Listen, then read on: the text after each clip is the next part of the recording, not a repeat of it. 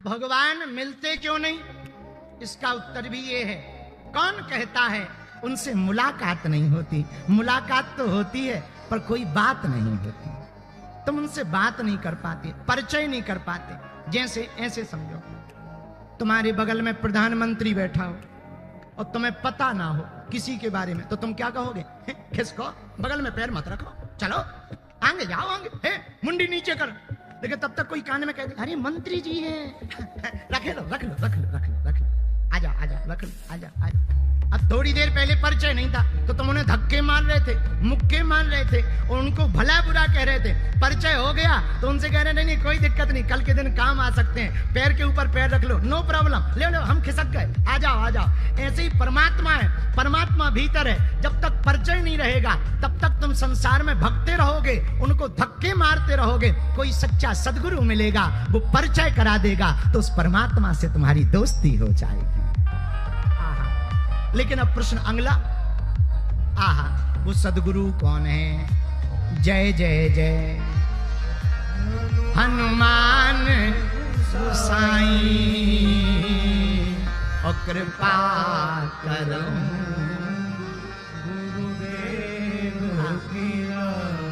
वो सच्चे सदगुरु श्री हनुमान जी महाराज हैं। हनुमान जी के जैसे देवता अगर गुरु रूप में प्राप्त हो जावे तो हमें भगवान के पास जाने की आवश्यकता नहीं है, भगवान को ही लेकर के आने की जिम्मेदारी हनुमान जी की हो जाएगी। और हनुमान जी काम ही यही करते हैं। और दूसरी बात और, जा पर कृपा राम की होई, ता पर कृपा करे सबको। राम जी की कृपा विभीषण पर हुई तो लंका में भी हनुमान जी के दर्शन हो गए, और हम लोगों पर राम की कृपा नहीं है तो भारत में भी नहीं हो रहे। वो तो लंका में रहते थे, वहां भी हनुमान जी के दर्शन विभीषण को हो गए, वहां भी विभीषण को हनुमान जी मिल गए। और हम लोग भारत में रहते हैं, हनुमान जी तो ठीक है, हनुमान जी की पूंछ तक नहीं दिख रही। कारण क्या है? हम लोग कहीं ना कहीं थोड़े मोड़े राम जी की कृपा से वंचित हैं। पर भैया राम जी की कृपा होगी कैसे? आहा भैया तुम लोग जो कथा में बैठे हो वो कान खोलकर सुन लो, आप कोई साधारण नहीं हो। बिनु सत्संग विवेक न होई, राम कृपा बिनु सुलभ। ये राम जी की कृपा है कि हम लोग सत्संग में बैठे हैं। सत्संग में सब नहीं आते ना, सब आ जाएं तो फिर पूरा पंचकुला खाली ना हो जाए। और एक बात और हम बोलते हैं, है तो थोड़ा उल्टी टाइप की, बोलनी नहीं चाहिए पर बोले बिना रहा भी तो नहीं जाता। अगर हमारे गांव में कहावत है कि सभी कुतियां प्रयागराज जाने लगे हैं तो दोना कौन चाटेगा? सब अगर गंगा जी नहाने लगेंगे तो फिर नरक की तो दुकान ही बंद हो जाएगी, नरक कौन जाएगा? तो दोनों जगह की दुकान चलती रहनी चाहिए। भगवान इसलिए सिस्टम बना लेते हैं। बोले सुनो कथा में सब नहीं आएंगे, बोले कौन आएगा? गोस्वामी जी ने उसका एक नियम बना दिया, जा पर कृपा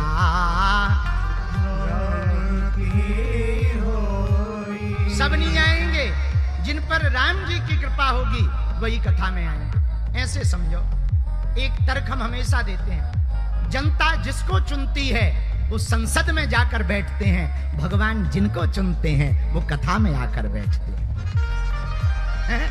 हाँ, भगवान जिनको चुनते हैं वो कथा में आकर बैठते हैं। आप लोगों को भगवान ने चुना है, अगर विचार करो ना कथा में होते तो या तो टीवी देख रहे होते या बीवी देख रहे हो, आओ आओ आओ, या पड़ोसी की या अपनी न जाने क्या कर रहे होते, आओ कहूँ चाट खा रहे होते, धक्का मुक्की खा रहे, माताएं चुगली कर रही होती, या फिर भंडारा बना रही होती, या फिर जो है सीरियल देख रही होती। तो भगवान की बड़ी कृपा है कि कथा में बैठे, ये भगवान की कृपा है। अच्छा युवान बच्चे क्या कर रहे होते? या तो सिगरेट उड़ा रहे होते या गाड़ी चला रहे होते, कुछ ना कुछ तो उपद्रव कर ही रहे होते। आदमी कुछ ना कुछ तो करता ही है। पर धन्य भाग्यशाली पंचकुला के पागलों कि तुम्हें भगवान ने चुना है जो कथा में आकर के बैठे हुए। लेकिन ये कृपा है कौन सी? जिस चौपाई पर कथा है, जा पर कृपा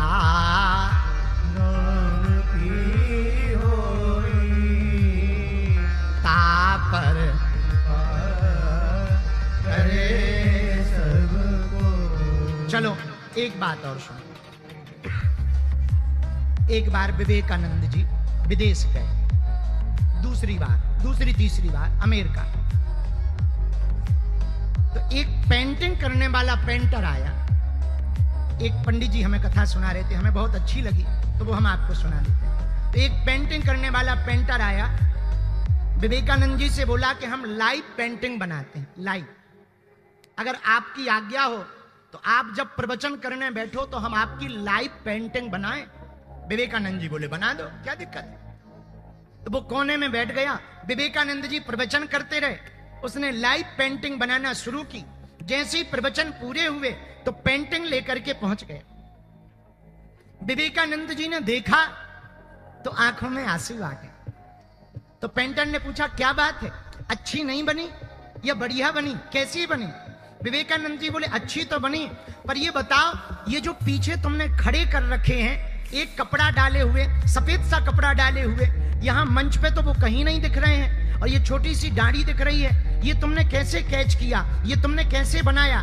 बोले महाराज हमें क्या पता, जब आप कथा कर रहे थे तब ये जो सफेद सफेद दाढ़ी वाले हैं, सफेद कपड़ा पहने हुए हैं, ये आपके पीछे खड़े हुए थे, इसलिए हमने पेंटिंग बना दी। विवेकानंद जी की आंखों से आंसू बहने लगे। बोले क्या हुआ स्वामी जी? विवेकानंद जी बोले भैया कोई और नहीं, ये तो हमारे साक्षात गुरुदेव पूज्य श्री स्वामी रामकृष्ण परमहंस जी हैं। लेकिन इनके शरीर को तो कई वर्ष हो गए पूर्ण हुए, पर आज पेंटिंग में हमने तुम्हारी पेंटिंग में देखा तो चौंक गए।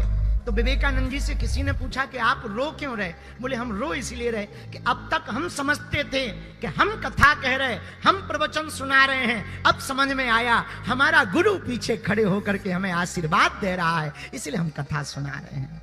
मेरे पागलों, यही हम तुमसे कहना चाहते हैं। हम लोगों को लगता है कि हम ऐसा कर रहे हैं तो ऐसा हो रहा, सच ये है परमात्मा हमारे पीछे खड़े होकर के आशीर्वाद दे करके करवा रहा। पर इसी में यही बात है, अगर हम खुद को माने कि हम ऐसा कर रहे हैं तो अभिमान आ जाएगा, पर अगर हम गुरुदेव भगवान और प्रभु के प्रति समर्पित हो जाएंगे तो स्वाभिमान आ जाएगा, और भगवान की कृपा पाने का यही रास्ता है। अपने गुरु के प्रति समर्पित हो जाओ, अपने आराध्य के प्रति समर्पित हो जाओ। अगर आप ठाकुर जी के प्रति समर्पित हो जाओगे तो भगवान को कृपा करनी ही पड़ेगी। आज जब हम भक्तमाल पढ़ रहे थे, एक चरित्र बड़ा प्यारा है, और रियल आदमी होता है बाथरूम में, अकेला बाथरूम में जैसा है वैसा ही होता है आदमी। और जहां पता लग जाए कि कोई देख रहा है तो वो इतना बनावटी हो जाता है। हाँ, तो ध्यान में दे, नंदी जी मुख को देख करके रावण को हंसी आ गई, जैसे तुम्हें आ गई, हंसी आ गई। तो नंदी जी का ध्यान टूटा, हे रावण क्यों हंस रहा है? बोले अभी जब तुम आंख बंद किए थे तो ऐसे लग रहे थे जैसे कोई बंदर बैठा, बंदर लग रहे थे, बंदर। नंदी को बड़ा बुरा लगा, हैं हमको बंदर कहता, जा हमारी हंसी उड़ाई, हमारा उपहास उड़ाया, हमारा श्राप है, एक बंदर के कारण ही तेरा साम्राज्य मिटेगा। तो नंदी के श्राप को पूर्ण करने के लिए भगवान शंकर को वानर रूप में हनुमान बनना पड़ा, इसलिए चौपाई सिद्ध हो गई। राम काज लगी तब अवतारा, राम काज लगी तब अवतारा। पर शंकर जी ने सोचा बानर तो बनेंगे पर किसके लिए बनेंगे? राम जी के काज के लिए बनेंगे, इसलिए हनुमान जी का अवतार क्यों हुआ? राम काज लगी तब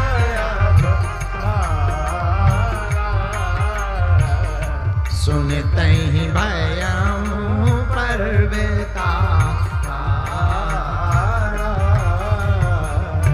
सुनते ही भयऊ परवेता।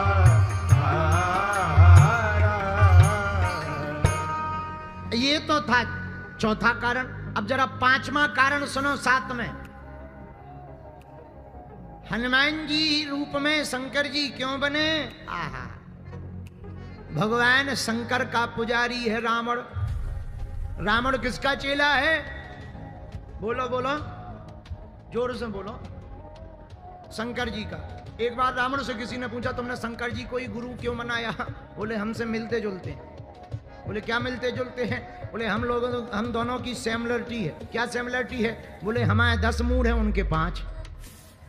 तो किसी ने कहा इसमें सिमिलरिटी क्या है? बोले नहीं नहीं, सिमिलरिटी तो नहीं है, पर कम से कम एक से तो बढ़िया 5 हैं। बोले हमने बहुत गुरु खोजे, पर कोई 1 वाला मिला, कोई 3 वाला, 4 वाला मिला, पर हमें सबसे ज्यादा वाले यही मिले, 5। तो किसी ने कहा कि इनका पूत भी थे जो 6 मुख का है। अरे बोले वो जो बात इनमें है वो उसमें थोड़ी है, बाप बाप होता है, इसीलिए हमने शंकर जी को अपना गुरु जी बनाया। बोलो सीताराम। शंकर जी को गुरु बनाया। आहा, पर रावण ने एक गलती कर दी। क्या? 10 बार अपना सिर काट करके चढ़ाया। तो शंकर जी के जो 11 रुद्र हैं, 10 रुद्रों को प्रसन्न कर दिया, पर 11वें रुद्र को प्रसन्न नहीं किया। जब 11वें रुद्र को प्रसन्न नहीं किया तो पार्वती जी ने कहा, महाराज राम जी अवतार लेंगे तो आप क्या बनोगे? बोले हम हनुमान बनेंगे, बानर बन करके जाएंगे। पर महाराज आप राम जी के साथ क्यों जाओगे? रावण का वध करवाने में राम जी की मदद करेंगे। पर महाराज रावण तो आपका चेला है, अपने ही चेले का विनाश करोगे, शर्म नहीं आती है? दुनिया क्या कहेगी? शंकर जी बोले चेला जरूर हमारा है, पर उसने गलती की। बोले क्या? बोले 11 रुद्रों में 10 रुद्रों को प्रसन्न किया, 11वें को छोड़ दिया। उसी 11वें का माध्यम बना करके हम हनुमान बन करके जाएंगे। एक ये कारण है शंकर जी का हनुमान बनने का। इसीलिए राम काज में हनुमान जी आए। राम काज लगी तब अवतारा, राम काज लगी तब अवतारा, नहीं भयो अवतारा, नहीं भयो अवतारा।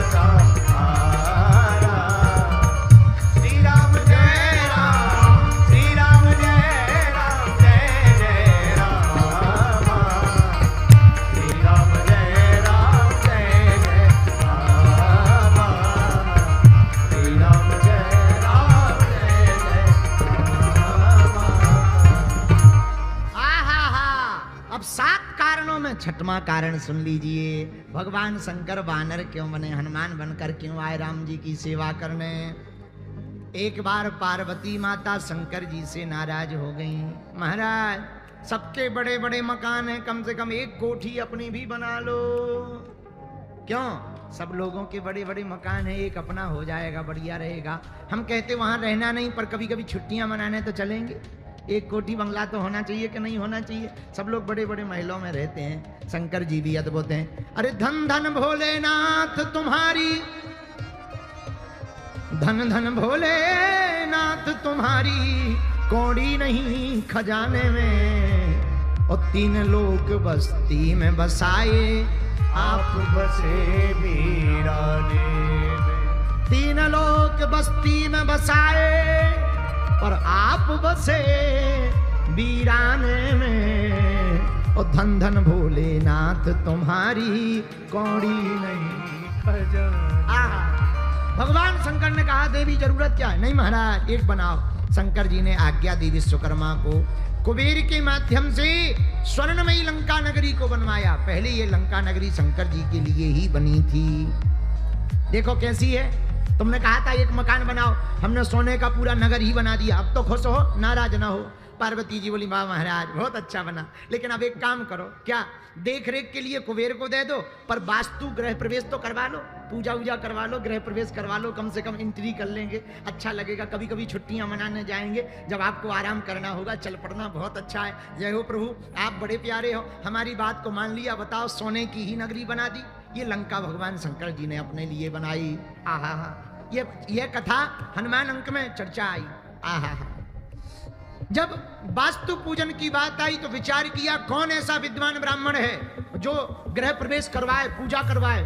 तो भगवान शंकर ने कहा वैसे है तो हमारा चेला, पर ज्ञानी बहुत है। कौन? रावण। उसी को बुलाओ।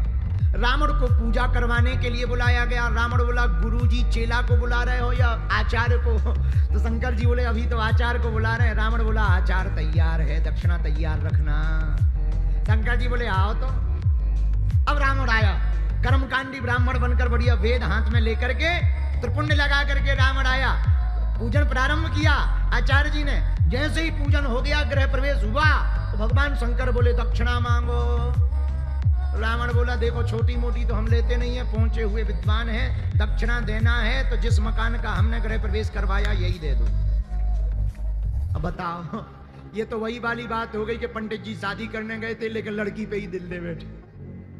आओ आओ, जिसकी शादी करने गए वो एक हमने अखबार में वो न्यूज पढ़ी थी, ऐसी वाली न्यूज पढ़ी थी। ये तो वही बात, ऐसे विचार समझो जैसे तुम अगर गाड़ी लेके आओ, नई गाड़ी लेके आओ और तुम पंडित जी को बोला महाराज आओ ये गाड़ी का पूजन कर दो, और जैसे ही वो पूजन करें और तुम कहो महाराज क्या दे दें दक्षिणा में, वो कह दें यही चाबी दे दो। तो क्या महाराज हमने पूजन कराने भर को खरीदी थी क्या? यही हुआ रावण के साथ। रावण बोला मना ना करना, बिल्कुल नहीं करेंगे, मांगो क्या चाहते। रावण बोला महाराज जो गृह प्रवेश करवाया है ये मकान ही हमको दे दो। तो कुबेर के हाथ में हैंड ओवर थी, कुबेर रावण का भाई था। भगवान शंकर क्या कह दें, वचन तो दे दिया पर पार्वती जी नाराज हो गई। रावण तूने हमारा घर बसने के पहले ही उजाड़ दिया, जा हम तुझे श्राप देते हैं, हम तेरे अभी घर नहीं बसने देंगे, एक दिन आकर के तेरे घर को उजाड़ेंगे। और हमने कल कथा बताई थी, गोरा अपनो संभालो परिवार, अपन तो बंदर, हम तो बंदर बनेंगे, हाँ बंदर बने। तो पार्वती जी बोली आप बंदर बनो हम बंदरिया बने। तो शंकर जी बोले संग में हमारे ना बंदरिया रहे। तो पार्वती जी बोली हम क्या करें, तुम तो यहीं बैठ कर करो जय जयकार, अपन तो। अरे इतने में पार्वती जी बिगड़ गई, महाराज हम तो साथ में जाएंगे। तो करोगी क्या, आप बंदर बनो जी, हम बनेंगे जी पूंछ। फिर क्या करोगी, जाके लंका में रावण की उखाड़ेंगे मूंछ। शंकर जी बोले क्यों, बोले याद करो जब हमारा गृह प्रवेश हुआ था इसने हमारा घर नहीं बसने दिया था, मकान छुड़ा लिया था दक्षिणा के रूप में, तो हमने श्राप दिया था रावण तूने हमारा घर नहीं बसने दिया, हम आके तेरा घर नहीं बसने देंगे। लोग कहते हैं रावण ने पूंछ में आग लगाई, हमें लगता है शंकर जी ने पार्वती जी ने जानबूझ करके लगवाई ताकि इसकी लंका जलाई जा सके। बोलो सीताराम। एक ये कारण है जिस कारण से हनुमान जी शंकर बने, शंकर जी वानर बने, और वानर बन करके हनुमान बन करके आकर के राम सेवा कर रहे। इसीलिए हनुमान जी की चौपाई सिद्ध हो गई। राम काज लगी तब अवतारा,